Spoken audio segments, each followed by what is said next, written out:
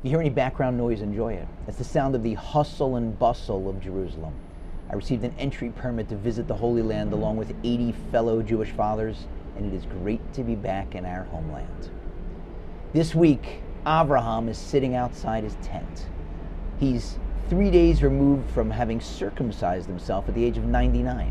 If it were you or me, we'd probably be inside the tent popping Percocets. But this is Avraham, so he's outside the tent, in extraordinary pain, but he's looking for guests to host.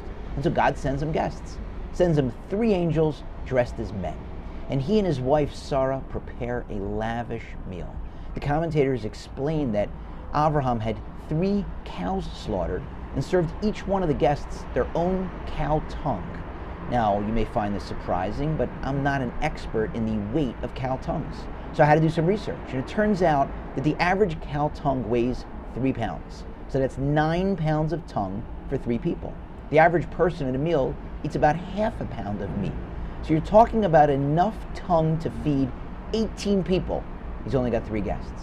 If you look at the amount of dough that Sarah uses for the bread and cakes that she makes, that's also a preposterous amount. And the last time I checked, there's no indication that when God sent the angels disguised as men, he disguised them as NFL offensive linemen.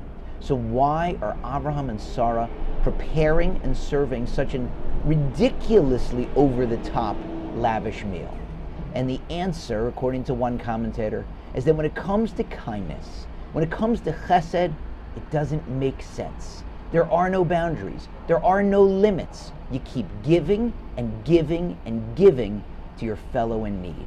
And this is a particularly important lesson for Jewish leaders, because Avram wasn't just the first Jew, he was the first Jewish leader. If you're a Jewish leader, every decision you make has to have baked into it care and compassion and mercy and kindness.